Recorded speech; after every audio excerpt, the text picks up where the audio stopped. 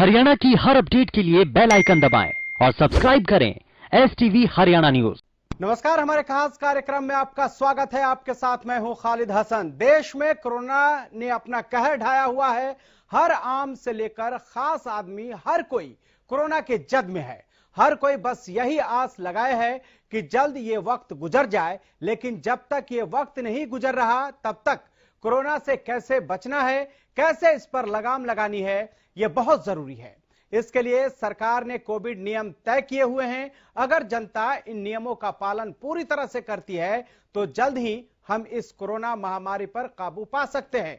हालांकि सरकार और प्रशासन अपने स्तर पर पूरी कोशिश करने में जुटा है। इस पर भी नजर रखी जा रही है कि लोग ऐसे संकट काल में आपदा में अवसर न खोजें, क्योंकि जिस तरह से बीते दिनों रेमडेसिविर और ऑक्सीजन की कालाबाजारी की खबरें सामने आ रही थी, उसने अलग परेशानी को बढ़ाया हुआ था। कोरोना को रोकने के लिए केंद्र सरकार और राज्य सरकारें अपने स्तर पर वो तमाम कोशिशें कर रही हैं जो सरकार को करनी चाहिए, लेकिन जरूरी यह भी है कि लोग भी अपनी जिम्मेदारियों को समझें और निभाएं, तभी कोरोना पर रोक लगाया जा सकता है।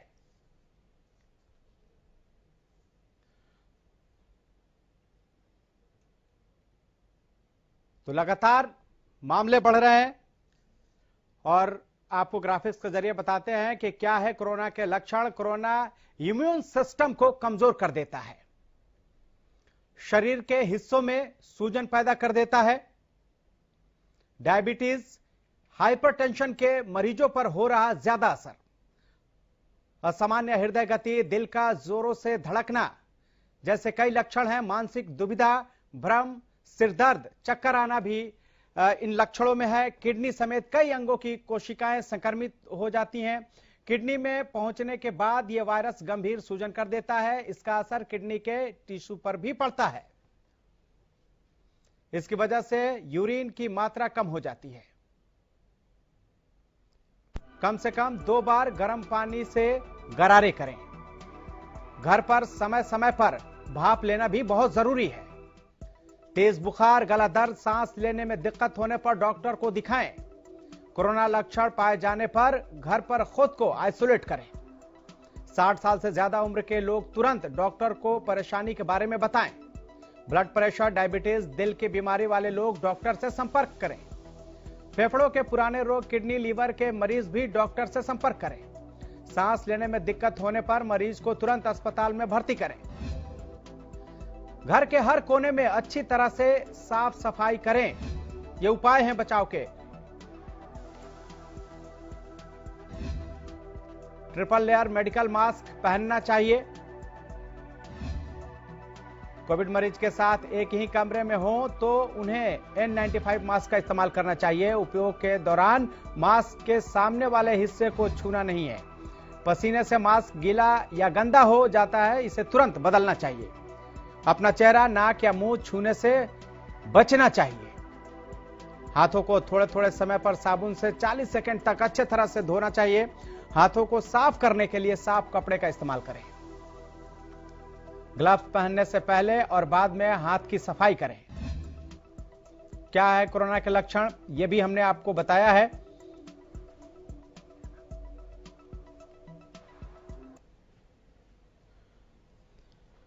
तो देश में कोरोना जो है लगातार पैर पसार रहा है। हर दिन रिकॉर्ड मामले सामने आ रहे हैं, जिससे कि चिंताएं बढ़ती जा रही हैं। हालांकि सरकार की तरफ से लगातार ये कोशिश की जा रही है कि इसको नियंत्रित किया जा सके, लेकिन जो गाइडलाइंस जारी सरकार ने किए हैं उसको लेकर भी कई जगह अनदेखी देखने को मिल जाती है। चाहे वो सब्जी मंडी हो या फिर भीड़ भाड़ वाले इलाके हो, बाजार के इलाके हो, यहां पर भी लोग लापरवाही बरतते हैं। जबकि कोरोना का नियम यह कहता है कि 2 गज की दूरी, मास्क है जरूरी, और इसके साथ ही हाथों को बार बार धोते रहना है, सैनिटाइज करते रहना है, ताकि कोरोना को हराया जा सके।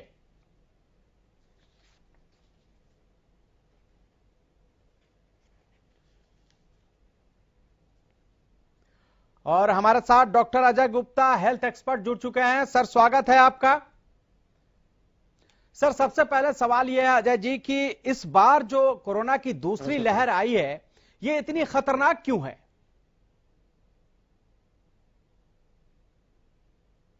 देखिए, ऐसा है पहला जो 2020 में जो कोविड में जमीन आसमान का फर्क है। बिल्कुल। पिछले साल क्या था कि मोर्टेलिटी बहुत कम थी। मोर्टेलिटी का मतलब है जो डेथ रेट था, एटलीस्ट वेस्टर्न कंट्री से, अमेरिका से, बहुत कंट्री से अगर आप हिंदुस्तान को कंपेयर करेंगे तो हिंदुस्तान में जो कहते हैं कि डेथ रेट या फर्टिलिटी रेट जिसको कहते हैं, मोर्टेलिटी रेट जिसको कहते हैं, वो बहुत कम था। डेथ किनकी हो रही थी? डेफिनेटली एल्डरली लोगों की, और जिनके साथ कुछ ना कुछ कोमॉर्बिड कंडीशन थे, जैसे डायबिटीज है, हाइपरटेंशन। यंगस्टर्स में ये एसिम्टोमेटिक या माइल्ड सिम्टम्स में आता था, घर रह के ही ठीक हो जाता था जी। आपने पिछले साल देखा कि ऑक्सीजन की इतनी किल्लत बिल्कुल नहीं। तो ये जो इस साल ये जो आया है, ये डेफिनेटली ये म्यूटेंट है। कोविड का ये म्यूटेंट जो जिसको कहते हैं वायरस, जब भी अपना दूसरी तीसरी बार आता है, वायरस क्या करता है, अपने आप को उसका ये जेनेटिक स्ट्रक्चर होता है वो चेंज करता है जी। और जिसके कारण वो म्यूटेंट वायरस बनता है। जब वायरस म्यूटेंट बन जाता है तो डेफिनेटली उसके अंदर जो प्रेजेंटिंग सिम्टम्स है, जब वो बॉडी में जाता है तो वो अलग तरीके से बिहेव करता है। जैसे इस बार हम देख रहे हैं कि जितने भी पेशेंट्स हमारे पास ये 2-2.5 महीने में आए हैं, इर्रेस्पेक्टिव, पहले आप देखेंगे बच्चों को बिल्कुल नहीं हुआ पिछले साल, इस साल बच्चों को भी हो रहा है। नहीं हुआ पिछले साल, इस साल बच्चों को भी हो रहा है। बिल्कुल। यंगस्टर्स, एल्डरली, किसी को नहीं हो रहा है। और ज्यादातर लोगों में ऑक्सीजन सैचुरेशन है वो बहुत कम हो रही है। इस पिछली बार की तरह जैसे हम देख रहे हैं कि loss of smell, loss of taste, ये बहुत बड़ा एक सिम्टम बन के आया था। इस बार ज्यादातर लोगों में जैसे कि सर बहुत भारी है, बुखार बहुत तेज, 102 से 103 तक 8-8, 10 दिन तक रहता है, सैचुरेशन कम हो जाती है, डायरिया ज्यादा रहता है। तो वायरस का जब भी म्यूटेशन होता है वो एक खतरनाक फॉर्म में बन के आता है। इसका डेफिनेटली हमको बिल्कुल भी अंदेशा नहीं था। इसको हमको एक्सेप्ट करना चाहिए कि ये इस खतरनाक फॉर्म में आएगा। देश में इतनी बड़ी ऑक्सीजन की किल्लत हो जाएगी, देश में इतनी बड़ी महामारी तक ये फैल जाएगी कोविड जैसी, जिसमें लोगों को बेड नसीब नहीं है। तो कहीं ना कहीं ऐसा है कि हमने कोविड के खिलाफ जो जंग थी ना, वो पहले डिक्लेयर कर दी थी कि हम जीत गए हैं। दिवाली के आसपास पिछले साल जब ये जो कर्व हमारा फ्लैट हो गया था और थोड़ा सा गिर भी गया था, उस तरफ हमने डिक्लेयर कर दिया था। नहीं, सितंबर में हमने देखा था मैं लोगों की तरफ से बोल रहा हूं, क्योंकि सितंबर में देखा था प्लान कर ली थी। सोशल डिस्टेंसिंग है, आपकी मास्क बिना यूज किए, कोई सोशल डिस्टेंसिंग नहीं है, सैनिटाइजिंग नहीं है। हम भूल गए थे जितना हमने संकल्प लिया था, जितना हमने पिछले साल डूज एंड डोंट्स का पालन किया था, वो हम बाय द एंड ऑफ 2020 सब भूल गए थे। और वायरस रेप्लिकेट होके आया है और आज देख लीजिए हिंदुस्तान की स्थिति क्या है। बिल्कुल वही सर मैं कह रहा था कि सितंबर में हम लोग देख रहे थे कि मामले बिल्कुल नीचे चले गए थे, लेकिन एकाएक फिर इधर फरवरी आते आते जनवरी लास्ट से और फरवरी से काफी तेजी से मामले सामने आए। आपको क्या लगता है कि अभी और इसका पीक आएगा, और पीक आएगा तो उस समय क्या इस स्थिति को संभालने के लिए सारी व्यवस्थाएं ठीक हैं?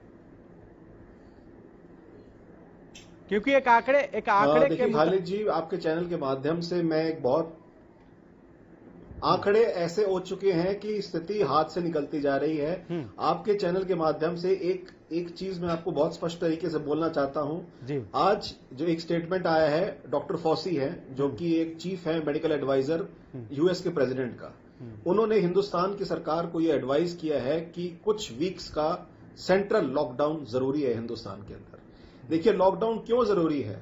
लॉकडाउन इसलिए जरूरी है कि आज एक पेशेंट गाड़ी में बैठा बाहर दम तोड़ रहा है, ऑक्सीजन सिलेंडर नहीं मिल रहे हैं, ऑक्सीजन नहीं मिल रही है, बेड नहीं मिल रहे हैं। कहीं भी, चाहे आप दिल्ली देख लीजिए, गुड़गांव देख लीजिए, स्थिति बहुत ही ज्यादा बदतर बन चुकी है। हमको ग्राउंड रियलिटी से भागना नहीं चाहिए, फैक्ट्स को एक्सेप्ट करना चाहिए। जब तक हम फैक्ट्स अपने सामने एक्सेप्ट नहीं करेंगे, चाहे वो कॉमन है, चाहे वो कॉमन आदमी है, चाहे वो डॉक्टर्स हैं, चाहे वो सरकार है, फैक्ट्स के अंदर हमको जीना है। अभी हमको किसी तरह से ये जो खतरनाक तरीके से कोविड की चेन है, इसको तोड़ना है। आप अपने चैनल के माध्यम से, मैं ये पूछना चाहता हूं आपके साथ जितने भी पैनलिस्ट बैठे होंगे, इस कोविड को, इतनी खतरनाक जो ये कोविड चेन बन के आई है बिना लॉकडाउन के, ये कैसे टूटेगी? हम कहते हैं कि जी हमको कोविड के नियम का पालन करना है। ठीक है, हम पालन करेंगे, लेकिन अभी जो ये खतरनाक स्थिति है, लोगों की गाड़ियों में, घरों में लोग दम तोड़ रहे हैं, इस स्थिति से कैसे बची जाए? सरकार इतनी ऑक्सीजन कहां से लाएगी? सरकार को भी इतना अंदेशा नहीं था कि इतनी ज्यादा ऑक्सीजन की किल्लत हो जाएगी। आज बेड नहीं है, चाहे आप प्राइवेट हॉस्पिटल में चले जाओ, आप गुड़गांव के नर्सिंग होम में चले जाओ, कॉर्पोरेट हॉस्पिटल्स में चले जाओ, हाथ खड़े कर रहे हैं सब लोग। हाँ, बहुत जगह से ऐसी तस्वीरें भी आई हैं। हमने फरीदाबाद की भी एक तस्वीर दिखाई थी डॉक्टर साहब की, जहां पर अस्पताल ने खुद लिख दिया था कि हमारे पास जगह नहीं है, बेड्स नहीं है, क्षमा प्रार्थी हैं।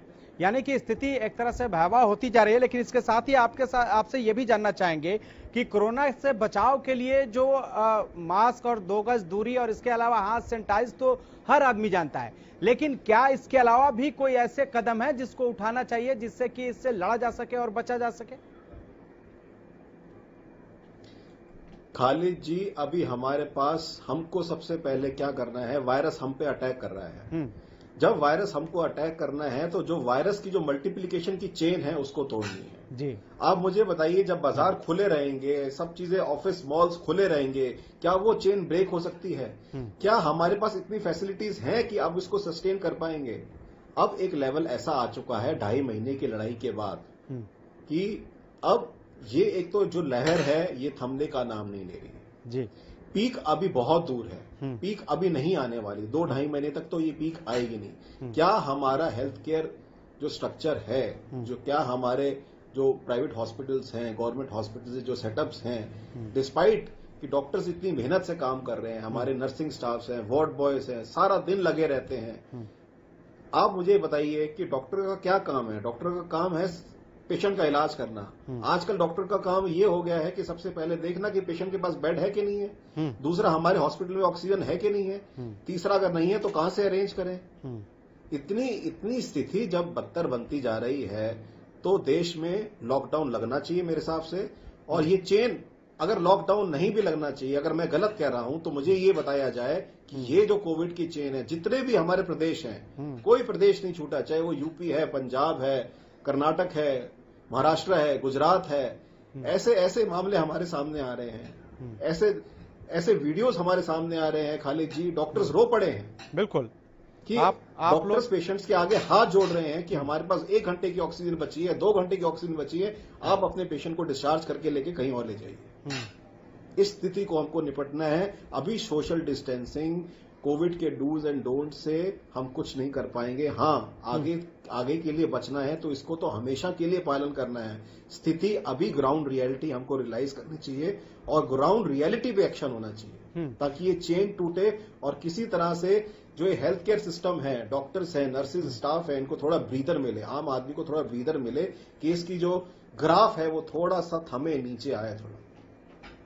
ठीक है, लेकिन अजय गुप्ता, साथ ही ये भी जानना चाहेंगे कि एक तो अभी इसके लिए पूरी तरह से कोई दवाई नहीं बनी है, वैक्सीन है जो इम्यून सिस्टम को बढ़ाएगा जिससे कि वो कोरोना से लड़ पाएगा, लेकिन क्या अब जो जिंदगी है इसी कोरोना के साथ जीना है? क्योंकि पहले भी यही बात हो रही थी, पहले लहर में भी, कि कोरोना के साथ ही जिंदगी जीना है, क्योंकि जिंदगी भी जरूरी है और इसके साथ ही जो लोग जिंदा रहेंगे उनके लिए खाने पीने का भी इंतजाम होना चाहिए। वो कैसे होगा वो भी एक मायने है, लेकिन सवाल यह है कि क्या इस चेन को तोड़ने के लिए सिर्फ लॉकडाउन जैसा ही जो है प्रभावी कदम ही जरूरी है या इसका कोई विकल्प भी है दूसरा? खालिद जी, ये आज की जो सिचुएशन, मैं सिर्फ आज की सिचुएशन की बात कर रहा हूं, ना तो मैं पुरानी सिचुएशन की बात कर रहा हूं और ना मैं आगे आने वाली सिचुएशन की बात कर रहा हूं। Let's remain in present. आज की बात करते हैं। आज जो केस आपके पास 3 लाख 4 लाख केस हर जगह बढ़ रहे हैं, गुरुग्राम में बढ़ रहे हैं, हर दिन बढ़ते ही जा रहे हैं। अभी कोई ऐसी डिस्ट्रिक्ट नहीं बची है। 6 या 7 डिस्ट्रिक्ट हरियाणा की हैं जिसमें वीकेंड का लॉकडाउन लग गया है और इस बात की क्या गारंटी है जो बाकी डिस्ट्रिक्ट बची हैं उसमें ना फैले? इस बात की कोई गारंटी नहीं है। ठीक है सर, हमारे साथ आखिरी विकल्प प्रधानमंत्री ने कहा था। अजय जी, हमारे साथ डॉक्टर पंकज वत्स भी जुड़ गए हैं, पूर्व निदेशक हैं स्वास्थ्य सेवाएं हरियाणा के। सर स्वागत है आपका। और doctor Rahul Bhargava, health expert भी हमारे साथ जुड़ गए हैं। सर आपका भी स्वागत है। लेकिन राहुल जी, सबसे पहले आपसे सवाल है, खास करके हम देखते हैं कि जैसे अभी जिस तरह के मामले आ रहे हैं उसमें ऑक्सीजन की बहुत जरूरी होती है। सवाल यह है कि अगर कोई व्यक्ति कोरोना संक्रमित हो जाता है तो क्या उसे तुरंत अस्पताल जाना चाहिए या घर पर ही रहकर आइसोलेट होना चाहिए? अगर वो घर पर है तो किन किन नियमों का उसको पालन करना चाहिए ताकि उसके घर के बाकी लोग संक्रमित ना हो? देखिए, ये तो पूरा आपने एक पूरा चैप्टर बता दिया, 1 घंटे का पूरा इस पे वेबिनार हो सकता है। तो सबसे पहली बात ये समझना है कि 95 से 98% लोग अपने आप ठीक हो जाते हैं।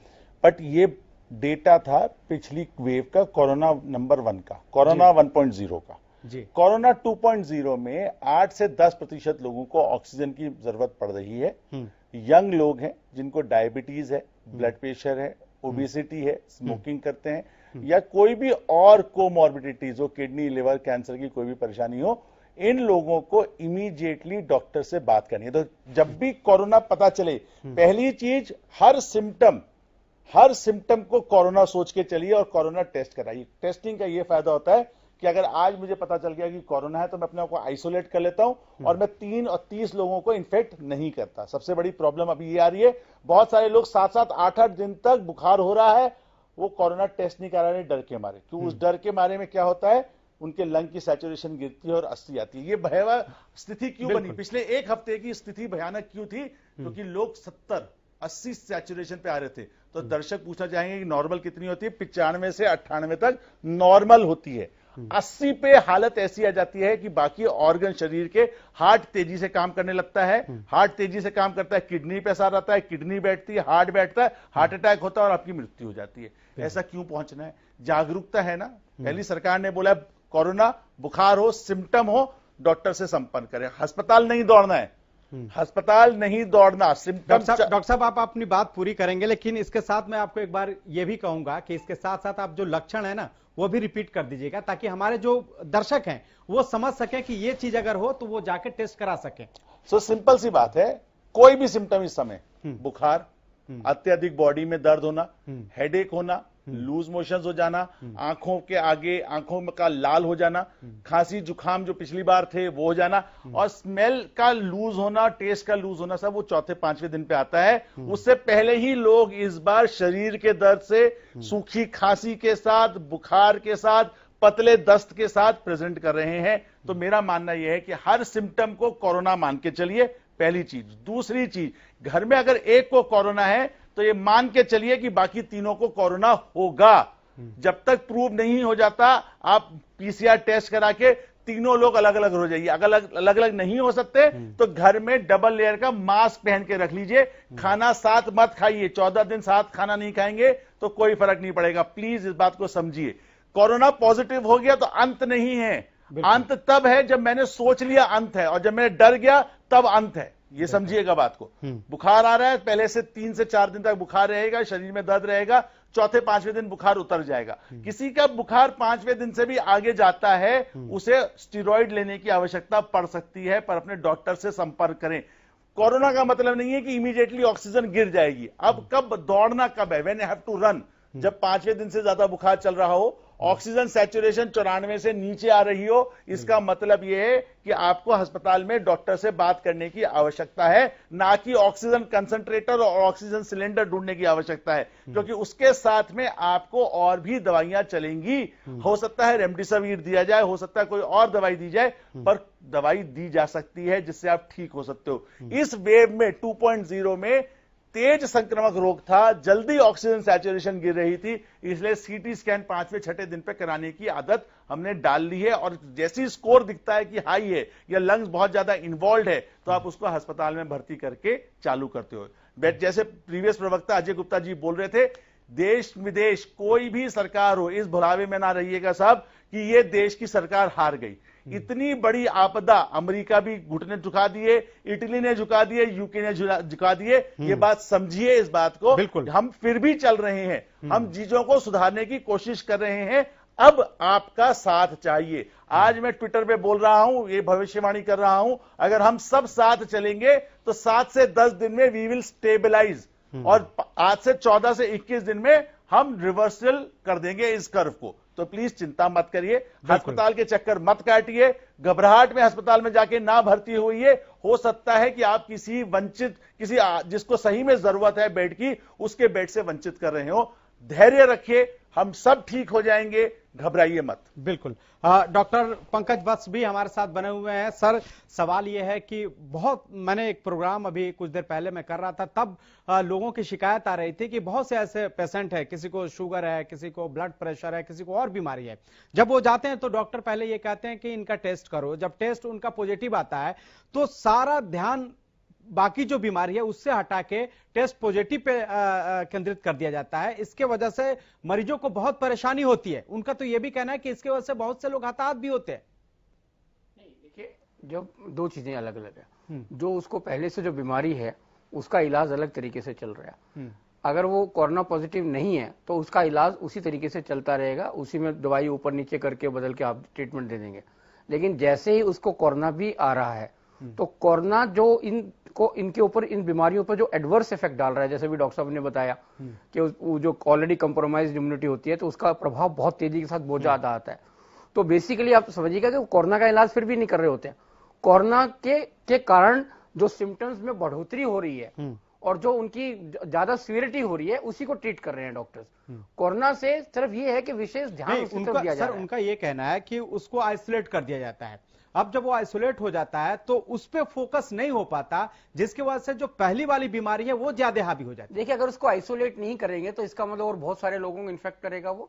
नहीं, वो तो उसके लिए तो बहुत मजबूरी है डॉक्टर की कि उसको इन्फेक्ट करेगा। और इसका मतलब आइसोलेट करने के बाद क्या कोरोना के पेशेंट का ट्रीटमेंट नहीं हो रहा? उसके साथ उनका यही कहना था सर कि उसके साथ उनका जो शुगर का अगर पेशेंट है तो वो भी उसको भी मॉनिटर करे, साथ साथ दोनों को करे। ऐसा ही होता है, उनको गलतफहमी है, ऐसा संभव ही नहीं है, वो साथ साथ ही होता है। अगर उसको मॉनिटर नहीं करेंगे तो हमें मालूम है उसके तो वो तो बल्कि हाई प्रायोरिटी केस है हमारा। अगर सिंपल कोरोना का पेशेंट है और अगर कोमॉर्बिडिटी के साथ आ रहा है तो उस कोमॉर्बिडिटी वाले की तरफ विशेष ध्यान देना पड़ता है। वो ज्यादा मजबूरी है डॉक्टर की, वहां पर विशेष ध्यान देना होगा। तो इसलिए चिंता ना करें ऐसे पेशेंट्स कि उनकी तरफ। हाँ, ये जरूर है कि सरकार ने ये नियम बना दिया अब कि अगर किसी को, जैसे अभी आपने कहा, डॉक्टर भार्गव ने बहुत बढ़िया बात बताई, बिल्कुल, कि अभी आप मरीज डॉक्टर्स के पास मत जाइएगा, अस्पताल में मत जाइएगा। लेकिन डॉक्टर भार्गव, मैं आपको भी शायद ध्यान दिलाना चाहूंगा, हरियाणा सरकार ने एक विशेष नियम बना दिया है कि अगर कोई खांसी जुकाम का मरीज भी अगर किसी डॉक्टर के पास जाएगा तो पहले वो उसका कोरोना टेस्ट कराएगा, उसके बाद उसका इलाज करेगा। ये नियम बना दिया कि अगर खांसी जुकाम की कंप्लेंट के साथ भी जाता है तो पहले कोरोना टेस्ट कराओ। और मजे की बात है कि कोरोना टेस्ट जब होगा तो उसकी रिपोर्ट 3 दिन, 4 दिन, 5 दिन बाद आ रही है। यानी 3 दिन, 4 दिन, 5 दिन तक डॉक्टर के हाथ भी बंद गए और मरीज के हाथ भी बंद गए। और 3, 4, 5 दिन में कोरोना एडवर्स इफेक्ट आ चुके होते हैं। अब हर आदमी के पास तो पल्स ऑक्सीमीटर नहीं है, देखने में उसको पता लगेगा नहीं कि उसका ऑक्सीजन लेवल डाउन जा रहा है कि क्या हो रहा है। और ऐसी स्थिति में जो 5वें 6ठे दिन जाता है डॉक्टर के पास तो उसका ऑक्सीजन लेवल 80-85 पर घूम रहा होता है। और उस समय डॉक्टर के भी हाथ पैर फूलते हैं और उस पेशेंट के भी हाथ फूलते हैं। इसलिए आपके चैनल के माध्यम से मैं कहना चाहूंगा विद साहब से, मनोहर लाल खट्टर से, प्रधानमंत्री से, कि डॉक्टरों का काम डॉक्टरों पर ही छोड़ दें। इस तरह के कानून कायदे कृपया पास ना करें। ऑक्सीजन सेंट्रलाइज्ड, भीख मांग रहे हैं डॉक्टर ऑक्सीजन के लिए। एक आईएएस ऑफिसर, एक एचसीएस ऑफिसर, एक तहसीलदार लेवल का आदमी फैसला करेगा कि कल्याणी हॉस्पिटल में कितने सिलेंडर की जरूरत है और बत्रा हॉस्पिटल में कितने सिलेंडर की जरूरत है। वो रोते रहते हैं, अरे इसका फैसला अस्पताल के लोगों को करने देना चाहिए, आपका काम है कि वहां तक सिलेंडर पहुंच जाए। अगर 4 सिलेंडर फालतू में पहुंचा दोगे तो पेशेंट को ही लगेंगे। मेरी कैपेसिटी मान लो मेरे पास 25 सिलेंडर है मेरे अस्पताल में और मेरी 20 की मेरी जरूरत है। अगर मेरे को 25 भी मिल गए तो वो 20 के बाद 5 मेरे लिए स्टॉक हो गया कि मैं आगे, अगर मुझे आगे पीछे डिले भी हो जाएगा तो भी कोई दिक्कत नहीं है। तो ये समझने की कोशिश करनी चाहिए कि ऑलरेडी अस्पताल के पास बहुत लिमिटेड ऑक्सीजन को स्टोर करने की कैपेसिटी है, इसलिए उनके स्टोर को हर समय फुल रखने की आवश्यकता है। उनको भीख मांगने की जरूरत, रोने, बेचारे रोते हैं। देखिए, बड़े बड़े डॉक्टर्स को का दर्द जो है वो पिछली बार भी मैंने आपको बयां किया था। अब जो बिल्कुल भार्गव साहब ने कहा है कि आज की जो स्थिति है वो बहुत भयानक है, 4 लाख का आंकड़ा पार हो गया है, ये स्थिति और बढ़ने वाली है। अब इससे पहले अजय गुप्ता जी कह रहे थे टोटल लॉकडाउन लगाने की जरूरत। देखिए, टोटल लॉकडाउन लगाना क्यों आवश्यक है? टोटल लॉकडाउन लगाना इसलिए आवश्यक है कि ये 4 लाख हम पहले आंकड़ा कह रहे थे, 5 का भी आंकड़ा आ रहा है। हाँ, वो तो बढ़ता जाएगा वापस आ रहे हैं, जब तक उसको कंट्रोल नहीं किया अभी तक भी। अभी हमें लगता है कि जितने भी संसाधन अपने देश में उपलब्ध हैं वो सारे ही संसाधन इसके लिए उपयोग में लाए जाने चाहिए। और जो इसको आगे ना बढ़े इसको रोके जाने की जरूरत है। अब जैसे मान लो गुड़गांव का एग्जांपल लेते हैं, आपने 70-80 कंटोनमेंट एरिया बना दिए। अब 70-80 कंटोनमेंट एरिया पे पुलिस आपने लगा दी, तो पुलिस कहां काम कर रही है? उन कंटोनमेंट एरिया को लॉकडाउन करने में लगी हुई है बेचारी। बिल्कुल। बाकी जगह पे पुलिस नहीं है, बाकी जगह पे और वही बगैर मास्क के लोग घूम रहे हैं, उसी तरह की कॉन्ग्रेशन हो रहे हैं। अगर ये टोटल लॉकडाउन लगता है तो कम से कम पुलिस वो काम करेगी जिस काम के लिए इसको करना है। बिल्कुल। तो इसलिए टोटल लॉकडाउन की आवश्यकता लगती है कि टोटल लॉकडाउन ही एक आंसर है। डॉक्टर अजय गुप्ता, साथ ही ये भी जानना चाहेंगे कि जिस तरह से बीमारी बढ़ रहा है, लोग कह रहे हैं कि इम्यून सिस्टम को अगर आपका स्ट्रांग है तो इससे लड़ा जा सकता है, क्या इसके लिए भी खाने पीने के लिए कोई विशेष ध्यान देने की जरूरत है? अगर है तो किस तरह का डाइट चार्ट होना चाहिए लोगों का कि वो कम से कम इसके माध्यम से लोग समझ सकें कि वो अपने आप को किस तरह से प्रिपेयर रखें ताकि कोरोना से लड़ा जा सके? तो खाने पीने का अगर कोई विशेष डाइट चार्ट है तो उसके बारे में भी थोड़ा बता दें। देखिए, विशेष चार्ट में क्या है, आपके जितने भी विटामिन सी रिलेटेड फूड्स होते हैं, जिंक है आपका, जितने भी मिनरल्स हैं, ये आप जितने भी कोई भी कोविड पेशेंट होता है, साथ में हम क्या कहते हैं उनको लिम्सी होते हैं, विटामिन सी की टेबलेट्स होते हैं, जिंक के सब्स्टिट्यूएंट्स होते हैं, जिंकोविट सिरप वगैरह होता है। जितने भी इम्यून बूस्टर्स होते हैं वो या तो टॉनिक के तौर पे या दवाई के तौर पे या आपके अगर डाइट में आता है, आप किसी भी फॉर्म में जितने भी इम्यून बूस्टर्स हैं वो आप ले सकते हैं। ये तो हम पिछले, आप मानिएगा तो ये अब इस बात को कम से कम 1.25 साल हो गया है, आपके चैनल के माध्यम से ही कम से कम इस STV हरियाणा न्यूज पे ही कम से कम नहीं तो हमने 60 या 70 बार इस विषय के ऊपर प्रोग्राम हो चुका है। बिल्कुल, लेकिन सर और जनता क्या है ना, और आप मानेंगे खालिद जी कि अब आप जनता भूल जाती है तो उनको बता देते हैं कि देखिए ऐसा है कि अभी आप किसी भी ठंडी चीज का सेवन ना करें, अदरक वाली चाय पिए, आप शहद के अंदर थोड़ा सा अदरक रस डाल के सुबह आप अगर गार्गल्स करेंगे वो बहुत अच्छी चीज रहती है। हरी सब्जी खाइए, जितने भी पनीर खा सकते हैं आप, दाल खा सकते हैं, जितना आप घर का स्वच्छ खाना खाएंगे वो ज्यादा अच्छा रहेगा। साथ में आप अपना जिंक का बूस्टर्स लेते रहिए, विटामिन सी लेते रहिए। आप चाहे आपको नींबू का पानी पीना है, आप आंवला खा सकते हैं, अगर जिनको आंवला अच्छा लगता है आंवले का मुरब्बा खा सकते हैं। जितने भी आपके विटामिन सी रिलेटेड फूड्स हैं, जिंक सप्लीमेंट्स हैं, इम्यूनो बूस्टर्स हैं, ये आप ले सकते हैं। ये ले सकते हैं। लेकिन इसके साथ ही डॉक्टर भार्गव, आपसे भी ये जानना चाहेंगे, खास करके डायबिटिक कोई पेशेंट है, कोरोना पॉजिटिव हो गया, उसके बाद वो रिकवर कर लिया, उसके बाद वैक्सीनेशन का दौर चल रहा है, क्या उसे वैक्सीन लेने में हिचकना चाहिए या उसे वैक्सीन ले लेना चाहिए, और लेना चाहिए तो किस तरह की सावधानी होनी चाहिए? देखिए, सिंपल सी बात है, सारे श्वेता सुन रहे हैं क्योंकि आपका चैनल बेस बहुत बड़ा है। आपके पास एक सिंपल रास्ता है, वैक्सीनेशन वैक्सीनेशन वैक्सीनेशन। किसी भी समय पे आप वैक्सीनेट कराएं। आप कोरोना पॉजिटिव हैं, 4 से 6 हफ्ते बाद कोरोना के वैक्सीनेट करवाना आवश्यक है। आप 70 साल के बूढ़े बाबा हैं, 18 साढ़े 18 साल के जवान है, आपको वैक्सीनेट कराना आवश्यक है। दे कैन, आपका कोई पर्सनल व्यक्तिगत कारण, कोई प्रोफेशनल कारण, कोई रिलीजियस कारण, कोई इमोशनल कारण वैक्सीनेट करने का नहीं हो सकता। अगर आप 18 साल से ऊपर हैं और देश के बारे में, अपने बारे में, समाज के बारे में सोचते हैं, चलो देश और समाज को छोड़ दीजिए, अपने बारे में सोचते हैं और अपने परिवार के बारे में सोचते हैं, आपको वैक्सीन लगाना आवश्यक है। वैक्सीन के साइड इफेक्ट, दुष्प्रभाव नहीं है, हैं भी तो वो बहुत मिनिस्क्यूल है। प्लीज मत घबराइए, आगे बढ़ के जब वैक्सीन की मात्रा काफी हो जाए तब मिलके वैक्सीन करवाइए, वैक्सीनेट करवाइए। लाइनों में खड़े होकर वैक्सीनेट कराने की आवश्यकता नहीं है क्योंकि उससे भी कोरोना फैलेगा। वैक्सीन लगाने के बाद 2 डोज के 15 दिन के बाद आप मास्क का प्रयोग करते रहेंगे। मैं बार बार ये बोल रहा हूं, 2-2.5 महीने तो करेंगे ही करेंगे जब तक वैक्सीन लग रही है। वैक्सीन लगवाने के बाद भी 1 साल तक मास्क नहीं छोड़ना। अगर आपको ये गलतफहमी है कि मेरा खत्म होने के बाद, वैक्सीन खत्म होने के बाद मैं मास्क को ऐसे फेंक दूंगा, तो वो गलत है, वो गलतफहमी है। 2021-2022 तक मान के चलिए मास्क आपके साथ रहेगा। ठीक है। सच्चा साथी कौन है? मास्क। बिल्कुल, इसी वक्त अभी हमें एक छोटे से ब्रेक के लिए रुकना होगा, लेकिन आपने जिस तरह से डॉक्टर साहब दिखाया कि मास्क बहुत जरूरी है, और ये एक तरह से मैसेज है आप लोगों के लिए भी, क्योंकि मास्क और 2 गज की दूरी, इसके साथ बार बार अपने हाथ को सैनिटाइज करते रहें और धोते रहें ताकि कोरोना को हराया जा सके। वक्त एक ब्रेक का, फौरन हाजिर होते हैं, आप देखते रहिए हरियाणा न्यूज। ब्रेक के बाद एक बार फिर आपका स्वागत है। हम लगातार ये चर्चा कर रहे हैं कि जीतेगा भारत, हारेगा कोरोना, और इसी को लेकर चर्चा कर रहे हैं। डॉक्टर पंकज वत्स हमारे साथ बने हुए हैं, पूर्व निदेशक हैं स्वास्थ्य सेवाएं हरियाणा के। सर, सवाल अभी कुछ देर पहले भार्गव जी बता रहे थे कि वैक्सीन लेने से आप घबराए नहीं, इसका कोई साइड इफेक्ट नहीं है, लेकिन सवाल यह है कि वैक्सीन लगने के बाद कुछ लोगों में बुखार जैसी बीमारी, बुखार भी देखने को मिलता है। क्या ऐसे लोगों को घबराना चाहिए या फिर कोई सलाह लेना चाहिए? क्योंकि हर वैक्सीन का थोड़ा सा, बहुत से लोगों में अलग अलग तरीके का साइड इफेक्ट्स होता है लगाने के बाद। देखिए, अब तो हिंदुस्तान में 15 करोड़ से ज्यादा वैक्सीन लग चुकी, और वैक्सीन की प्रायोरिटी भी पहले उन लोगों को लगी जो लोग एल्डरली प्लेस थे, जिनको कोमॉर्बिडिटीज थी। ऐसे सभी पेशेंट्स को हम लगा चुके, 15 करोड़ से ज्यादा मतलब वायल्स हम इस्तेमाल कर चुके।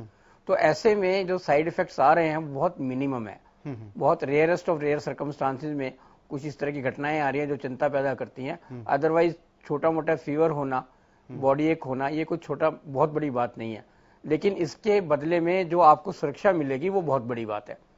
इसलिए आप निश्चिंत होकर तुरंत आप ये लगाएं। अब तो लोग वो आधे घंटे का जो हम लोग उसको कहते हैं कि आधा घंटा वहीं रुकना पड़ेगा, उसकी सिग्निफिकेंस भी लोगों का कहना है कि कोई आवश्यकता नजर नहीं आ रही है, क्योंकि उस समय इसमें इसलिए था कि शुरू में हम सोचते थे कोई एनाफाइलेटिक रिएक्शन हो जाए, ना हो जाए, जान को खतरा ना बन जाए। पर अभी 15 करोड़ लगने के बाद हम निश्चिंत है कि ऐसा कुछ हरियाणा, हिंदुस्तान की जनता को नहीं हो रहा है। तो कोई ज्यादा साइड इफेक्ट्स नहीं है, बहुत हल्के फुल्के साइड इफेक्ट्स हैं, आप उससे निश्चिंत रहिएगा। अगर आप इंजेक्शन नहीं लगाते हैं तो आपकी जान ज्यादा खतरे में है। आप इंजेक्शन लगाते हैं तो भविष्य में आपकी आईसीयू की जरूरत, ऑक्सीजन वाले बेड की जरूरत, और आपको वेंटिलेटर की आवश्यकता नहीं पड़ेगी। तो अगर आप उन सबसे बचना चाहते हैं तो आवश्यकता ये है कि 18 साल से लेके, जितने भी बुजुर्ग से लेके 18 साल से ऊपर जितने भी लोग हैं, वो तुरंत प्रभाव से जहां पर भी अवेलेबल हो रही है वैक्सीन, वो वैक्सीन लगवाए। जो भी वैक्सीन उपलब्ध हो रही है वो लगवाए। कई बार ये भी कंफ्यूजन लोगों के दिमाग में आ रहा है कि कोवैक्सीन ऐसी है, कोविशील्ड ये है, बारे में पूछना भी चाह रहा था, और स्पुतनिक ऐसा है, बाकी है। देखिए, इस समय इतने सारे लोगों को वैक्सीन लगनी है, और वैक्सीन की उपलब्धता पर भी आपको थोड़ा बहुत भागदौड़ करनी पड़ सकती है। इसलिए आप निश्चिंत होइएगा, कोई भी वैक्सीन आप लगवा लीजिएगा, ठीक है, आप निश्चिंत हो जाइएगा, आपको फायदा करेगी। कोई 19-20 का कोई फर्क है वो कोई महत्व नहीं रखता, क्योंकि अदरवाइज भी वैक्सीन अगर 100 लोगों में लगते हैं, एक वैक्सीन अगर 100 लोगों में लगता है तो 100 में अलग अलग उसका रिस्पॉन्स आता है। तो इसलिए मान लो कोई अलग से वैक्सीन आप लगवाएंगे, उसका प्रभाव भी जरूरी नहीं कि आपको कितना आएगा कितना नहीं आएगा। इसलिए आप निश्चिंत भाव से जो भी वैक्सीन आपको उपलब्ध हो रही है उसको एट द फर्स्ट इंस्टांस जैसे आपको मौका मिलता है पूरे परिवार को 18 साल से ऊपर लगवा देना। बिल्कुल। डॉक्टर राहुल भार्गव, जानना चाहेंगे, इस बार खास करके युवा जो वर्ग है, खास करके जो नौजवान है, वो बहुत चपेट में आ रहे हैं कोरोना के, और उसके बाद से बहुत हताहत भी हो रहे हैं। आखिर ऐसा क्या है कि इस बार पिछली बार के मुकाबले युवा जो है 40 साल से नीचे वाले, वो बहुत ज्यादा इस बीमारी की चपेट में आ रहे हैं? एक बात तो सबसे बड़ी बात है ये समझना कि युवा ही सबसे घर के बाहर था जब वेव चालू हुई, क्योंकि बुजुर्ग लोग तो अंदर बैठे हुए थे। फरवरी और मार्च के महीने में shopping mall, picture hall, cinema घर सब खुले हुए थे, और हम ये सोच के बैठे थे कि कोरोना को हमने हरा दिया है, मात दे दी। दूसरी चीज, इंपॉर्टेंट चीज है, तब तक हेल्थ केयर वर्कर्स को वैक्सीन लग चुकी थी। साथ ही में दूसरे चरण का 1 मार्च से जो स्टार्ट हुआ 45 साल से ऊपर वालों का विद कोमॉर्बिडिटीज और 60 साल वालों का, वो भी चालू हो चुका था। तो 60 साल से ऊपर वालों का 1 मार्च को और 1 अप्रैल से 45 साल से ऊपर वालों का स्टार्ट हो चुका था जी। जब तक ये नई जनरेशन को लगती तब तक कोरोना ने बहुत पैर पसार दिए थे। अगर मान लीजिए ये लोग वैक्सीनेटेड नहीं होते, तो पहला आप समझिए, सिंपल चीज समझिए, अगर आज मैं वैक्सीनेटेड नहीं होता तो मैं 40 मरीज भर्ती नहीं कर पाता। मेरे 1000 लोगों में से सिर्फ 150 लोगों को कोरोना हुआ, तो 150 अपॉन 1000 समझ लीजिए कितने % हुआ। उसके बाद उस 150 में से कितने लोग अस्पताल में भर्ती हुए? सिर्फ 2। और कितने लोग आईसीयू गए, कितनों की डेथ हुई? 0। तो आप समझे इस बात को कि बुजुर्ग लोगों में कम हुआ। इस बार मैंने सर्वे किया अभी 200 लोगों में से आप मानेंगे नहीं 175 को वैक्सीन नहीं लगी थी, वैक्सीन हेजिटेंसी थी। सो देखिए, बात समझना, जब युवा की बात करते हैं, अगर हमने बुजुर्गों में वैक्सीन नहीं लगाई होती, हेल्थ केयर वर्कर में नहीं लगाई होती, तो इस बार त्राही त्राही और त्राही माम मचा होता, क्योंकि डॉक्टर तो काम कर ही रहे हैं। बिल्कुल, डॉक्टर कितने सारे क्षतिग्रस्त हो जाते, सोचिए। नहीं हुआ, आपने सुना नहीं इस बार। आज एक संवेदनशील बात हुई कि हमारे एक डॉक्टर की मृत्यु हो गई बत्रा अस्पताल में ऑक्सीजन की कमी से। आपके पत्रकार की कल मृत्यु हो गई, उसके लिए संवेदनाएं हैं फैमिली के साथ, बट वो नंबर बहुत कम है। इसका मतलब क्या था? कोविड वैक्सीन लगवाओ तो कोविड होगा, पर माइल्डर फॉर्म होगा। तो पहली जीत हो गई। पिछले साल हम जीत नहीं पा रहे थे, इस बार हमने उसको कम कर दिया। और जो लोग बच जाएंगे विश्वास करते हुए ह्यूमन मैनकाइंड पे और उसके दिमाग पे, तो आप मान के चलिएगा 2023-22 तक अपन कोरोना को जड़ से गाड़ देंगे। लेकिन डॉक्टर भार्गव, जिस तरह से अभी हम सुन रहे हैं, कोई भी बीमारी होती है उसकी 3 लहर आती है। पहली आई, बहुत इफेक्टिव नहीं था। दूसरी लहर देख रहे हैं किस तरह से कहर बरपा रही है। क्या तीसरी लहर आएगी, या और अगर तीसरी लहर आती है तो उसका किस तरह का प्रभाव होगा? कुछ इसका है, इसको लेकर कोई अध्ययन? 1918 में स्पेनिश फ्लू की वेव्स की बात है। पहली वेव, दूसरी वेव, तीसरी वेव, चौथी वेव, 2 साल तक चलता रहा, चला गया। आज 2020 में आपको लगता है तीसरी वेव आएगी? आप खुद अपने दिल पे हाथ रखिए, आप सब अच्छे से बिहेव करेंगे, कोविड एप्रोप्रिएट बिहेवियर लेंगे, वैक्सीन लगवाएंगे, तो तीसरी वेव क्यों आएगी? हाँ, यही तो सवाल है। लेकिन नहीं आएगी सर। अभी भी देखिए, आप देखिए अमेरिका में, देखिए अमेरिका की इकोनॉमी रिवाइव कर गई। 5 एपिडेमिक उन्होंने पिछले 150 साल में झेले, उसमें फास्टेस्ट रिकवरी है, फास्टेस्ट। एक दूसरा, 90% से मृत्यु दर कम हो गई। 15 हफ्ते से हर हफ्ते कोरोना के केसेस कम होते जा रहे हैं। क्या किया उन्होंने अलग? क्या उन्होंने नई दवाई इजाद कर ली? नहीं। उन्होंने एक ही काम किया। क्या उन्होंने मास्क पहन लिया? नहीं। उन्होंने क्या किया? वैक्सीनेशन किया। 55% जनता को वैक्सीनेट कर डाला। इसको कहते हैं स्ट्रैटेजिक प्लानिंग। सर, लेकिन अमेरिका के मुकाबले हमारी जनसंख्या तो बहुत ज्यादा है ना, इतना खाली जी सबसे देखिए, हर बात खाली जी हम पॉपुलेशन पे आ जाते हैं। जब हमारे को इकोनॉमी की बात होती है, जब युवा टैलेंट की बात कहते हैं, तो कहते हैं युवा है हमारे पास, ये हमारी स्ट्रेंथ है। जब आपको काम करने की बारी आती है तो आप कहते हो ये हमारी डिफेक्ट है। अरे कैसे डिफेक्ट? आप मार्स पे भेज सकते हो, आप मून पे भेज सकते हो, मार्स पे आप पहुंचे थे कि नहीं पहुंचे थे? तो आप बताइए क्यों नहीं मैनकाइंड 135 करोड़ लोगों को इंजेक्शन टीकाकरण लगा सकती है? आप सोचिए तो सही। पहले उससे पहले रीजन सोचते हैं हम। अभी अमेरिका में कौन सा -80 डिग्री के टेम्परेचर वाले रेफ्रिजरेटर होते थे? अभी में भाजपा का कार्यकर्ता होते और कांग्रेस के होते तो कहते हैं 960 उनके पास है, हमारे पास सिर्फ 10 है। अरे 960 के बाद भी तो 1960 उन्होंने बनाए ना। आप सोचिए तो सही। आप 135 करोड़ जनसंख्या में 90 करोड़ जनसंख्या का अगर आप सोचते कमरे में बैठ के, एपिडेमियोलॉजिस्ट होता, डॉक्टर वर्स जैसे डॉक्टर होते और सब लोग मिलकर डिसाइड करते कमरे में बिना पार्टी पॉलिटिक्स के और देश को जिताने की बात करते, तो हो जाता। क्या रिपब्लिकन डेमोक्रेट सारे के सारे ऑक्सीजन मास्क पहनते हैं? वहां पे 35% की वैक्सीन हेजिटेंसी है। रिपब्लिकन कहते हैं कि डेमोक्रेट की वैक्सीन हम नहीं लगवाएंगे। उनके अपने बिलीव्स हैं, चर्च के बिलीव्स हैं। तो सर, जहां नेता, व्हाट मैटर्स इज लीडरशिप। अगर लीडरशिप में दम है तो 135 करोड़ जिसको हम कभी अपनी स्ट्रेंथ मानते हैं, कभी अपना डिफेक्ट मानते हैं, ये बंद होके एक ही चीज होती, हमारी स्ट्रेंथ। तो आप मान के चलिए खालिद भाई, कोई चीज नामुमकिन नहीं है। अगर 8 महीने में एक कोरोना वायरस जिसको हम नहीं जानते थे उसके अगेंस्ट वैक्सीन बन सकती है, बिल्कुल, तो दुनिया में अगर हम चाह लें रिसर्च के माध्यम से कुछ भी हो सकता है। बिल्कुल बिल्कुल। डॉक्टर पंकज वत्स भी कुछ कहना चाहते हैं, सर बोलिए। देखिए खालिद भाई, मैं पॉलिटिक्स नहीं करना चाहता, लेकिन जो तथ्य सामने आते हैं उनको रखना बहुत जरूरी है। देखिए, वॉर लेवल पर वैक्सीन के निर्माताओं ने उसका निर्माण करना शुरू किया और सरकार ने भी उसकी उपलब्ध कराने की खूब तेजी के साथ कार्रवाई की। अनफॉर्चुनेटली राजनीति आगे आ गई। ये मोदी की वैक्सीन नहीं लगवाएंगे, हम वैक्सीन लगवाएंगे। किसान आंदोलन में कहा कि कोरोना बकवास है, तो एक ड्रावा है, तो हमारा आंदोलन खत्म करने के लिए है। उसके कारण बहुत ज्यादा हेजिटेंसी आई। जब हेजिटेंसी आई तो वैक्सीनेशन का प्रोसेस डाउन गया। जब डाउन गया तो निर्माताओं ने सोचा, निर्माता भी तो उतना पैसा इन्वेस्टमेंट और बाकी सब लगाते हैं ना, जितनी डिमांड होगी उतनी तो आप क्रिएट करेंगे ना। उनको लगा कि ये तो हेजिटेशन हो रही है तो लंबा समय चलेगा, तो उन्होंने क्या किया, निर्यात भी किया वैक्सीन का, क्योंकि यहां पर लग रहा था कि खपत नहीं होगी, इतना सारा हेजिटेशन है, सब लोग इसके लिए मना कर रहे हैं। तो डायरेक्टली इनडायरेक्टली अपोजिशन का जो एटीट्यूड रहा, उसके कारण निर्माताओं ने उसको कम करना शुरू किया, बहुत ज्यादा तेजी नहीं लेके आए। और मीनवाइल और उन्होंने कहा कि मास्क नहीं पहनेंगे।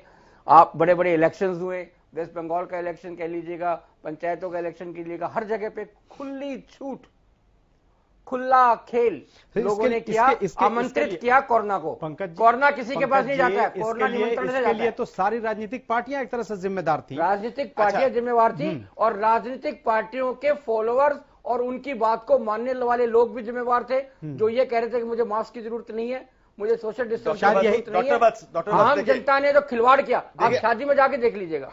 सिर्फ हमारी जनता ऐसी नहीं है डॉक्टर वत्स, मैं आपका ध्यान आकर्षण कराना चाहूंगा। अमेरिका में रिपब्लिकन्स ने ट्रंप के कहने पे कैपिटल हिल पे अटैक कर दिया। मतलब उनकी कैपिटल हिल मतलब अपना पार्लियामेंट, बिल्कुल लीडर के कहने पे। इसका मतलब लीडर अमेरिका को हो, हिंदुस्तान का हो, वो अपनी सत्ता पे, अपनी जनसत्ता पे कितना बड़ा अमिट छाप छोड़ता है, यह समझना आवश्यक है। और बहुत सारे लीडर, ब्राजीलियन लीडर आज तक मानने के लिए नहीं तैयार है उसने गलती करी, टर्किश लीडर तैयार नहीं है उसने गलती करी। आप देखिए किसी भी जगह से, भार्गव साहब, कई लोगों ने जब ये क्वेश्चन उठाया कि इंपोर्ट क्यों की, जब अपने देश में जरूरत थी, तो अरे उसका कारण यही था कि जब आपको भरोसा नहीं हो रहा था, और जब पूरा हिंदुस्तान, पूरा संसार, जब अमेरिका ने भरोसा पैदा करना था ना, सबने मांगा सर भरोसा पैदा। अभी भार्गव जी ने जिस तरह से उदाहरण दिया कि जो लीडर होता है उसके कहने पर उसके समर्थक उसकी बात को मानते हैं, तो अगर यहाँ भरोसा पैदा किया गया होता तो शायद ये स्थिति नहीं होती। बिल्कुल, लेकिन ये भरोसा पैदा करने में सरकार ने कोई कोताही नहीं की है। तो फिर सरकार ने लोग वैक्सीनेट क्यों नहीं? हरियाणा के स्वास्थ्य मंत्री ने सबसे पहले वैक्सीन उस समय में लगवाई जब उसका ट्रायल चल रहा था, और खुद उसका भुगतभोगी बने। जिस डॉक्टर्स ने सबसे पहले लगाई। आपको नहीं लगता विश्वास देखिए, नेगेटिव चीज बहुत जल्दी चलती है। नहीं डॉक्टर साहब, आपको ऐसा नहीं लगता? मैं बात से सहमत नहीं हूं। देखो, लीडर का काम बार बार एक ही चीज को बोलना होता है। देखिए, पब्लिक गलती करेगी, हर जगह की पब्लिक गलती करेगी, गलती करती है। अरे भार्गव साहब, अगर विश्वास पैदा नहीं किया होता तो 15 करोड़ लोगों को वैक्सीन कैसे दी जाती? 15 करोड़ नहीं सर, हमारा टारगेट देखिए वत्स साहब, डॉक्टर वत्स, हमारा टारगेट 30 करोड़ का था। हमारा टारगेट 30 करोड़ का था। मेरी विडंबना और मेरा विरोधाभास इस बात का है कि अमेरिका के मॉडल ने, अमेरिका ने कहा फ्लाइट की तरह, please help yourself first. Yes, मतलब मेरा मास्क, अगर प्लेन गिर रहा है तो ऑक्सीजन मास्क अपना लगाओ, फिर बच्चे का लगाओ। उसने वैक्सीन को होल्ड किया, उसने रखा, और आज अपने लोगों पे देने के बाद, उसकी प्रोडक्शन कैपेसिटी बढ़ाने के बाद पूरे विश्व को देगा। तो हमने क्या किया? हमने जल्दीबाजी करी देने की। वो उसके बाद आज हम, जैसा हास्यास्पद कंडीशन है ना हमारी, टाइम्स मैगजीन वगैरह पे क्या फोटो आ रही है? लाशों के साथ फोटो आ रही है, जिसकी हमारी सर्कुलेशन पूरे वर्ल्ड में। तो जो छाप हम वैक्सीन के माध्यम से दूसरों देशों पे बनाना चाह रहे थे, वो मिट्टी में मिल गई। अपना नागरिक परेशानी में आ गया, इतनी सारी मृत्यु हो गई। ये विरोधाभास है। ये एक लॉन्ग टर्म सोच है जो अमेरिका ने ठीक करा कि अपनी फाइजर की वैक्सीन अपने पास रखी, मॉडर्ना की वैक्सीन से अपने लोगों को लगाया, प्रोडक्शन बढ़ा के अब वो अफ्रीका को भी देंगे, बाकी दूसरे देशों को भी देंगे। तो ये एक समझदारी वाला लीडरशिप का उनका इशू निकला कि वो अपने लोगों को भी प्रोटेक्ट करके अब धीरे धीरे करके पूरे वर्ल्ड को वो प्रोटेक्ट कर लेंगे, जहां पे शायद हम चूक कर गए कि हमने बहुत जल्दी लोगों में वैक्सीन बांट दी। लेकिन डॉक्टर भार्गव, ऐसा नहीं लगता है कि सारी चीजें हम सरकार पे छोड़ दें? हम नागरिक के तौर पे भी तो हमारी जिम्मेदारी है, हम इसमें आगे क्यों नहीं बढ़ के आते हैं? हमारे पास इसको लेकर जागरूकता क्यों नहीं फैलती है? खालिद जी, बहुत आसान काम है। जहां 35% लोगों के पास रोटी कपड़ा मकान के बियॉन्ड कुछ ना हो, वो क्या सोचेंगे? आप ये बात सुनिए। बार बार हम उस जनता से अपेक्षा करते हैं, वही जनता है जो फ्री बीस पे इलेक्शन में आपको वोट देती है। तो क्या आपका कर्तव्य नहीं है उसी जनता को आपको समझाना? जनता का कर्तव्य है, मैं मानता हूं इस बात को कि जनता का कर्तव्य, पर जनता एजुकेटेड भी तो होनी चाहिए। उसको समझ में तो आना चाहिए कि हमारी प्रायोरिटी क्या है।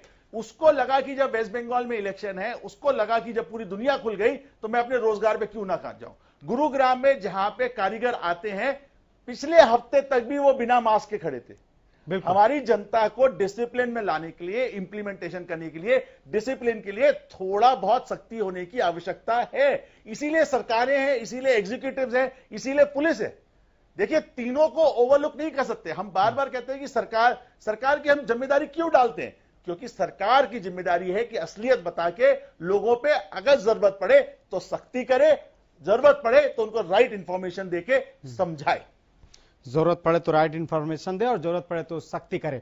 लेकिन इसके साथ ही सवाल यह है कि जिस तरह से बड़े बड़े स्तर पे बात की जाती है कि लोगों को जागरूक करने के लिए एक सिस्टम बनाया जाए, उस सिस्टम को पिछले 1 साल में धरातल पर डॉक्टर वत्स क्यों नहीं सरकारें उतार पाई या स्थानीय प्रशासन नहीं उतार पाई? क्योंकि जो स्थानीय सरकारें होती, मैं बात कर रहा हूं पंचायत का और नगर परिषद वगैरह की, इन लोगों ने अपनी क्या भूमिका सही से नहीं निभाई, लोगों तक बात नहीं पहुंचा पाए कोरोना को लेकर, जो इस तरह की भयावह स्थिति होती है। मैं इस मामले में मीडिया का बहुत बहुत धन्यवाद करना चाहूंगा कि जितनी इंफॉर्मेशन लोगों तक पहुंच रही है उसमें से 95% जो वो मीडिया के माध्यम से पहुंच रही है, चाहे वो प्रिंट मीडिया है, चाहे आपका इलेक्ट्रॉनिक मीडिया है।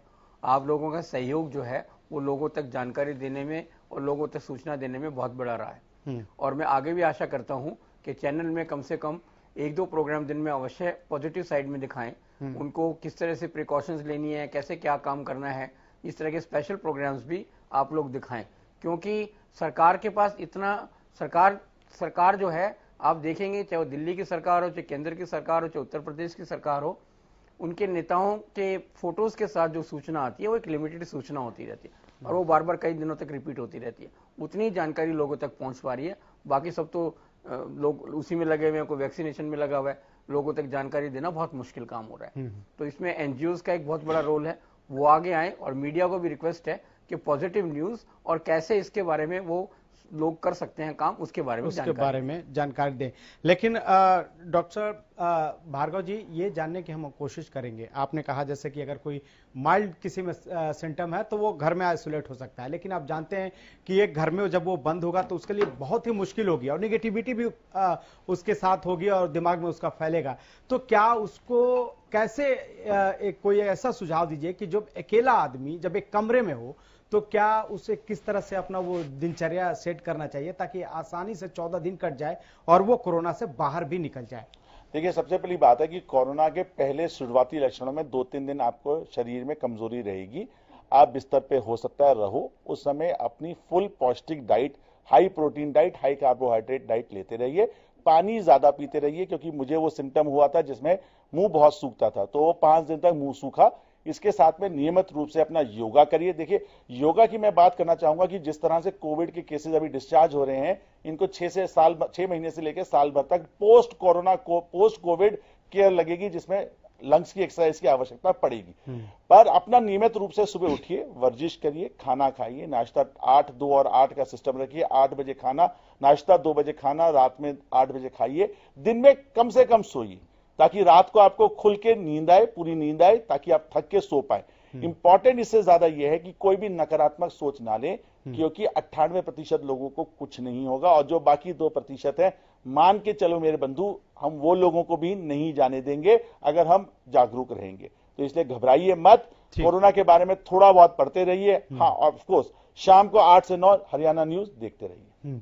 वो तो है, लेकिन सर अभी हमने युवाओं के बारे में भी पूछ लिया, आपसे बुजुर्गों के बारे में भी पूछ लिया, लेकिन अब ये जानना चाहते हैं कि जो बच्चे हैं, अगर उनमें इस तरह के सिम्टम देखते हैं तो उनके परिजन कैसे ये समझ पाएंगे कि उनका जो बच्चा हो सकता है कि कोविड पॉजिटिव हो? सब बच्चों के लक्षण बहुत ही मुश्किल होता है। बहुत बढ़िया बात कही खाली जी। बच्चों का सेक्शन शायद 2020 में छूट जाता था। मतलब प्रश्न पत्र में जब ऐसा क्वेश्चन आता था उसको आप खाली ब्लैंक छोड़ते थे, कहते बच्चों को नहीं होता। इस बार बच्चों में 8 से 10% बच्चों को कोरोना हो रहा है और कोरोना के सिम्टम बच्चों में बहुत ही भिन्न भिन्न प्रकार के हैं। 2 साल, 3 साल, 4 साल के बच्चों ने खाना खाना छोड़ दिया, बिलखते रहे, रोते रहे, शरीर में दर्द। वो दर्द तो बता नहीं सकते कि वो दर्द हो रहा है, आपकी तरह, आप और हमारी तरह खालिद भाई बता नहीं सकते कि शरीर में दर्द है। वो तो खाना बंद कर देते हैं और बिलखते रहते हैं, इरिटेबल हो जाते हैं, दूध पीना बंद कर देते हैं। कोई भी बच्चा अगर 3 वर्ष से 5 वर्ष तक की बच्चा हरियाणा में स्पेसिफिकली दूध पीना बंद कर दे तो आप समझिए कि कुछ ना कुछ उसको परेशानी जरूर है, क्योंकि हरियाणा में लोग ज्यादातर दूध पीते हैं सुबह और शाम। ये बात मान के चलिए 3 साल 4 साल वाले बच्चों को बहुत कॉमनली देखा गया है। लूज मोशन बच्चों को होने चालू हो जाए, ये ध्यान रखिए, लूज मोशन बहुत कॉमन चीज है। बच्चों के साथ में बच्चे ना स्मेल बताएंगे ना टेस्ट बताएंगे, हाँ मैगी का टेस्ट हमेशा उनको आएगा, ये बात मान के चलिए, तो इसलिए उसके ऊपर ना जाए।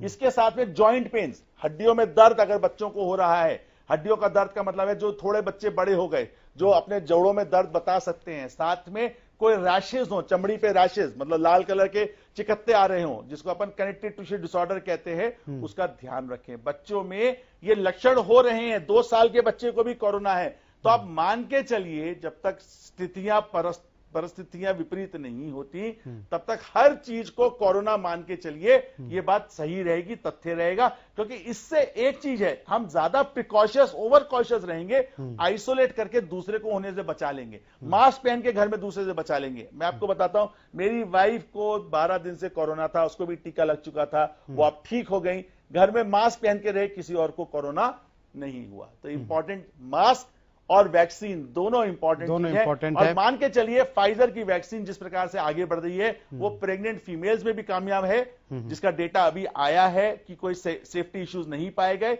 साथ ही में बच्चों में वैक्सीन लगवाने का कार्यक्रम शायद थोड़े दिनों में चालू होगा अमेरिका में, जिसके माध्यम से वो स्कूल खोल पाएंगे। एक लेटेस्ट स्टडी के हिसाब से जब हम मास्क घर में लगाने की बात कर रहे हैं, अमेरिका में पार्क में घूमने पे मास्क हटाने की बात चल रही है, हमें वहां तक पहुंचना है। बिल्कुल वहां तक पहुंचना है। लेकिन पंकज जी, जिस तरह से मामले बढ़ रहे हैं, हम देख रहे हैं कि मामले बढ़ रहे हैं और बीमारों का फ्लो भी अस्पतालों में बहुत तेजी से बढ़ रहा है। ऐसे में अगर आपके पास कोई ऐसा प्लान हो जो आप बता सकें कि कैसे इसको रोका जा सके और कैसे एक तरह से लोगों तक ये मैसेज जाए कि जो स्वास्थ्य व्यवस्था है उस पर जो भीड़ देखने को भीड़ पड़ रही है उसको कम किया जा सके। पहले बार आया था तो हम बिल्कुल तैयार नहीं थे, और लॉकडाउन का सबसे बड़ा फायदा ये था कि जो इन्फेक्शन हुआ उसका प्रोसेस को हमने स्लो डाउन किया और हमने पूरी तैयारी की, और फिर जब लॉकडाउन खोला तो उस तैयारी के आधार पे हम इसको रिड्यूस करते करते करते फरवरी में बिल्कुल लोअर लेवल तक ले जा पाए थे। पर उसका मेन जो कारण था वो ये था कि हमने लॉकडाउन लगाया था। आज परिस्थितियां जितनी तेजी के साथ बढ़ रहा है, देखिए ग्राफ बहुत तेजी के साथ बढ़ रहा है, बहुत ज्यादा स्टीप कर्व है। उसको अगर ये स्टीप कर्व है तो उसके बाद सिर्फ हम अभी विवेचना कर सकते हैं कि अब ये मई के एंड तक जाएगा, 15 मई तक जाएगा, 3rd फ्लोर आएगा नहीं आएगा, ये सारी की सारी कैलकुलेशंस हम कर सकते हैं। लेकिन जिस तेजी के साथ ये ग्राफ जा रहा है, अगर इसको रोका नहीं गया तो बहुत मुश्किल हो जाएगा। हमारे पास लिमिटेड संसाधन है। इस समय अगर हमने टोटल लॉकडाउन नहीं लगाया कुछ दिन के लिए तो हम बहुत पछताएंगे। टोटल लॉकडाउन क्यों? ताकि जितने भी रिसोर्सेज गवर्नमेंट के हैं, चाहे वो रेलवे के हैं, चाहे वो आर्मी के हैं, चाहे पुलिस के हैं, चाहे हेल्थ डिपार्टमेंट के हैं, प्राइवेट सेक्टर के हैं, मैन्युफैक्चरर्स के हैं, केवल मेडिकल से रिलेटेड जितने भी हैं उन सारी चीजों को ऑन रखते हुए टोटल लॉकडाउन लगाना 15 दिन के लिए, ये बहुत बड़ी आवश्यकता है। और इस दौरान में ऑक्सीजन, डॉक्टर भार्गव, कोई ऐसा विकल्प हम तलाशें जो बगैर लॉकडाउन के इस बीमारी पर हम लगाम लगा सकें? खालिद जी, 1 मिनट के अंदर। खालिद जी, क्या आप बिना ऑक्सीजन लिए जिंदा रह सकते हैं? अगर उसका उत्तर हाँ है तो कोई और विकल्प होगा, अगर उसका उत्तर ना है तो हमारी तरफ से, साइंटिफिक माइंड की तरफ से लॉकडाउन लॉकडाउन लॉकडाउन, 14 दिन का लॉकडाउन करो, ये सारी परेशानियां आपकी खत्म हो जाएंगी। एंथनी फॉसी ने भी यही कहा है अमेरिका में कि रिलैक्स, हिंदुस्तानियों को कहो रिलैक्स करे 14 दिन तक, ना किसी की जीविका जाएगी। इंपॉर्टेंट है, पब्लिक की आईज में पक्ष और विपक्ष ने लॉकडाउन को इतना बड़ा हवा बना दिया और इतनी बुरी इमेजेस बना दी कि सब अब लॉकडाउन से डरने लगे हैं, जबकि लॉकडाउन रेमडेसिविर, टोसिलुमैब और वेंटिलेटर से सस्ता और किफायती है। ठीक है डॉक्टर भार्गव और डॉक्टर वत्स, आप हमारे साथ जुड़े, इसके लिए आपका बहुत बहुत शुक्रिया। तो कोरोना का जो केस है वो लगातार बढ़ रहा है, लेकिन आपको अपना ध्यान रखना है, जो कोरोना के गाइडलाइंस है उसको पालन करना है ताकि आप बचें और आपका परिवार भी बचे। इस खास पेशकश में इतना ही, मुझे दीजिए इजाजत, आप देखते रहिए हरियाणा न्यूज।